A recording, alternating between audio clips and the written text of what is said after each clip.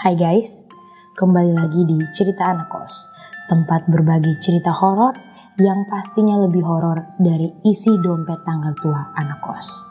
Cerita kali ini datang dari sekelompok mahasiswa yang ada di salah satu universitas Kota Kupang yang camping di salah satu kabupaten di Kota Kupang juga. Jadi ini kapan dong bikin janjian untuk mengadakan camping biasa di salah satu kabupaten, di gunung lah.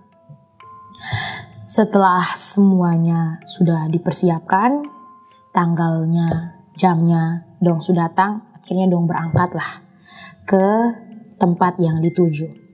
Tapi karena saat itu memang musim hujan di bulan Februari 2022, perjalanan jadinya terhambat karena cuaca. Dong akhirnya sampai di dong pun tempat tujuan itu Sumagrib. Nah karena Sumagrib dan dong harus mempersiapkan banyak hal, dibagilah beberapa tim. Ada yang untuk urusan pembangunan tenda, ada yang untuk bagian masak-memasak, ada yang untuk kasih nyala api unggun dan api untuk memasak bahan makanannya mereka.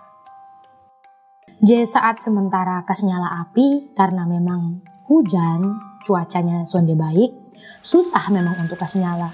Banyak cara dong coba. Ada yang pakai minyak tanah, ada yang pakai bensin, itu saat dong ambil dari dompu motor. Pokoknya dong coba semua cara, tapi memang yang keluar itu hanya asap. Hanya asap sah. Taulah karena anak-anak mahasiswa, anak-anak muda, Rian, sebut saya namanya Rian, dia main gila begini. Hico ada satu yang bawa ke ketong kayu bakar yang kering baik supaya ini semua nih gampang begitu. Nah dia hanya main gila lepasa begini.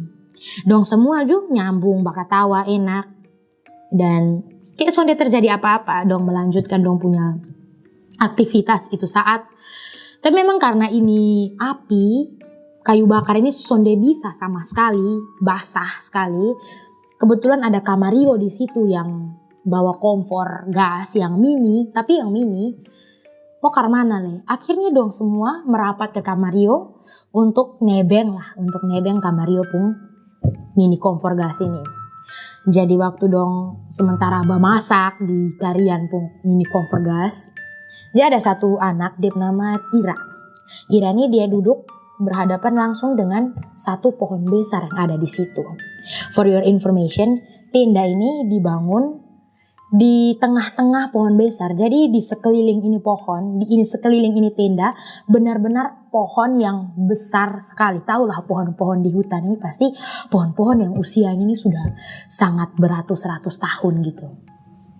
Jadi Ira duduk di sini, dia lurus dengan ini pohon besar. Satu, yang dimana di belakang ini pohon besar, hutan yang ada rawanya, ada air lah yang sudah bisa dilewati ke sana. Memang dilarang lah untuk masuk ke sana. Jadi karena Ira ini dia sampai pakai kacamata, dia panggil lah Rian ini. Dia panggil Rian dan dia bisik, dia bilang, "Siapa sih yang ada di situ? Panggil datang sa." Karena sonde baik ketong tak bisa dari ketong perombongan begitu. Maksudnya panggil kau datang duduk sama-sama dan ketong. Lagian sumalam begini, maghrib begini, ini bikin apa bah di situ. Ya sudah. Rian ini maksudnya sonde mau pergi ke sana sendiri. Dia panggil dengan Kamario. Dia panggil Kamario untuk dicek sama-sama. Karena ini kawan yang satu nih yang menurut Ira ini dia punya kawan, dia hanya berdiri di situ. Entah dia lagi memperhatikan apa, kotong son tahu gitu kan. Dong son tahu. Jadi dong sampai sana, belum sampai di tempat tujuan, dong kembali le. Rian dengan Mario kembali le. Terus dong langsung bisik di Ira telinga. Dong bilang diam-diam sa. Tahu dong bisik apa? Dong bilang yang dong lihat adalah ini bapak tua. Dia bukan bayi-bayi. Dia bapak tua yang usianya itu sekitar 50-an lah. Dia berdiri persis di bawah pohon besar dan dia pegang dengan kayu bakar begini.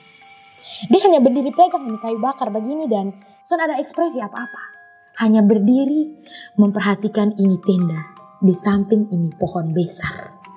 Tapi karena dong tiga, Mario, Rian, dan Ira takut semuanya panik, dong memang diam-diam saat.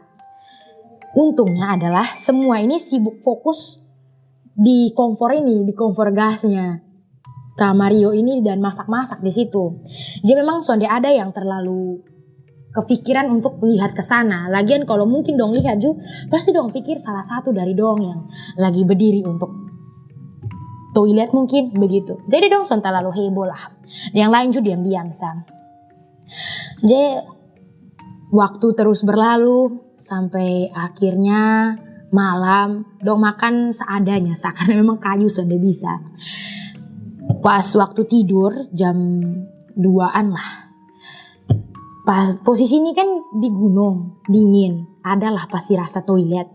Ini kawan ceweknya Ira, dia rasa toilet, pengen ke toilet. Mintalah dia ke Karian dengan Kak Mario untuk jaga dia gitu dari jauh. Karena memang Karian dengan Kak Mario ini yang istilahnya paling tua lah di situ. Jadi dong yang jaga keamanan di situ dong, duduk dengar lagu di situ. Panggilnya dia Kak Mario dengan Rian untuk temani. Aman-aman saya sebenarnya. Hanya pas semua pulang, semua masuk tenda begini, ini Ira pun kawan ini dia sudah diri patung saat di situ. Dia su panik, dia sudah diri patung saat di situ, su keringat dingin. Waktu Karian tanya, dia su ngomong apa-apa. Dia hanya tunjuk ke pohon di belakang dia. Tapi sonde ada suara sama sekali yang keluar dari dia mulut. Entah saking paniknya, saking nervousnya Beson tahu. Cuman memang dia hanya berdiri diam di situ. Kak Mario dengan Karian tuntunlah dia ke salah satu tenda yang paling dekat. Tanyalah cerita-cerita, kasih air ke dia supaya dia makin tenang. Setelah dia tenang, baru dia bilang, kalau yang dia lihat di itu pohon besar, itu ada buntianak. Tapi buntianaknya itu tidak berdiri di bawah pohon, sonde. Begini, posisi pohonnya begini. Rantingnya kan begini, ranting yang besar. Ini buntianak nih dia di bawah sini. Dia sonde di atas. Kalau lumrahnya buntianak nih pasti dia berdiri di atas. Tapi atau kalau sonde dia duduk di ini dahan. Dia sonde. Dia di persis di bawah dahannya ini. Dia punya kepala nih persis di bawah dahan ini. Jadi kayak ini buntianak nih lagi gantung diri. Bayangkan buntianak gantung diri. Jadi memang kalau posisi beta di itu saat juga pasti panik dan son tahu mau ngomong apa lah. Itu yang dirasakan Ira pun kawan saat itu juga. Kak Mario dan Kak Rian berusaha untuk kasih tenang Ira kawan. Setelah dia tenang, memang dia son bisa tidur le. Nah karena dia son bisa tidur le, dong su mulai bercerita, su banyak suara. Anak-anak yang di sekeliling tenda-tenda yang lain juga mulai bangun. Lagian itu juga su jam 3:30 lah setelah itu kejadian dan dong mulai bercerita, berketawa. 3:30 lah akhirnya banyak anak-anak yang su bangun dan keluar dari rumpun tenda duduk sama-sama di situ. Ini bapak tua yang di sebelah pohon besar. Menurut cerita dari Karian dan Kak Mario, dia tuh hilang begitu saja. Di sekitaran jam 3:04, dia tiba-tiba waktu keluar. Perhatikan ini Kak Ira pun kawan yang lagi panik-paniknya. Waktu dong keluar, dia son ada le. Posisi ini nih kan luas. Kalau misalkan dia jalan, kau tuh masih bisa dapat lihat dia jalan pi mana. Tapi ini sonde. Menurut Kak Rian dan Kak Mario, hilang begitu sah. Tapi kau tuh jangan fokus dulu di situ. Karena su pagi, su jam 3:30 lah. Pokoknya burung su berkicau. Dong semua keluar duduk di samping tenda. Saat dong sementara duduk di samping tenda, karena dingin jadi dong duduk barapat. Son ada api juga. Dong duduk barapat, tiba-tiba ini nenek tua satu datang. Tendanya kan tinggi, dong duduk di bawah tenda. Jadi otomatis son dapat lihat dong ini nenek tua datang dari mana. Tapi masuk saya dari samping sini. Masuk dari samping sini, su bongko-bongko. Dia pakai dengan kain lah, pokoknya biasa nenek tua dong pakai kain dengan baju kebaya tapi kebaya yang lusuh. Dia jalan, dia masuk pegang dengan dia punya sendal sebelah. Dia jalan, kayak maksudnya anak-anak dong di situ, kawan-kawan yang ada di situ itu bingung. Kayak maksudnya masih sonde tahu mau bilang apa karena muncul dari mana dong Juson tahu. Tapi ini nenek ini dia bilang, "Bosong dapat lihat sendal sebelah kok." Dia jalan, son pakai sendal, dia pegang dengan sendal sebelah. Terus dia tanya, "Bosong dapat lihat sendal sebelah kok?" Sambil dia jalan dan dia meloi ke satu tenda ke tenda yang lain cari dia sendal. Itu saat Karian yang jawab, "Sonde ada nih, sonde dapat lihat." Hanya Karian saya yang berani jawab, yang lain tuh mungkin karena memang masih pagi dan bingung yuk. Jadi dong diam-diam sa. Setelah itu karena jawaban yang bilang sonde ada, ini nenek langsung jalan sa dan dia teruskan dia punya perjalanan ke dalam hutan sana, makin jauh ke dalam. Setelah dia jalan, baru dong mulai duduk dan beromong. Kelihatan ini so agak jauh baru dong mulai duduk, dong bilang, "Ini maksudnya mana sih? Kok bisa carinya sampai di atas gunung? Kalau misalkan dia cari di atas gunung, berarti otomatis dia dari bawah gunung jam berapa? Jam 2, jam 1. Karena ketong yang, ya menurut Rian, ketong yang dengan motor itu butuh berjam-jam untuk sampai ke puncaknya. Nah kalau ini jalan kaki, berarti dia start dari bawah gunung itu jam 1 malam. Dan lagian kalau misalkan dia nekat sekali untuk cari itu sendal sebelah, kenapa carinya di atas gunung? Kok bisa hilangnya di atas gunung sebelah? Memang itu memang bikin panik sih saat itu. Untuk semua orang pastinya, kalau beta di situ pasti beta juga panik lah. Jadi semua susun enak lah, perasaan susun enak. Dong mulai rasa kalau memang ada yang son beres. Dong semua berusaha tetap tenang, tapi memang dalam dong pung hati yang paling dalam cepat pagi dong mau pulang. Sampai pagi dong susun sempat makan le. Dong hanya kasih siapkan tenda, tutup kembali tenda, masuk dong pun peralatan semuanya, start motor dan dong pulang. Dong turun ini gunung. Waktu turun gunung, dong akhirnya rasa kayak kemarin waktu datang, itu dong sonde permisi. Jadi memang dong mau pergi terima kasih di yang penjaganya ini, di penjaga hutan ya, penjaga gunung atau penjaga hutan lah ini. Waktu dong masuk, malah dong ini bukan disambut baik. Yang penjaganya ini marah. Ini penjaga bilang, "Kenapa maksudnya mau pergi ke atas, sonde bisa kasih tahu beta. Atas izin siapa? Bikin tenda di itu tempat." Dong semua bingung mau jawab apa karena memang posisinya dong salah. Akhirnya dong diam saat ini Bapak tua nih marah, dong diam sampai akhirnya mungkin Bapak tua punya emosi sureda.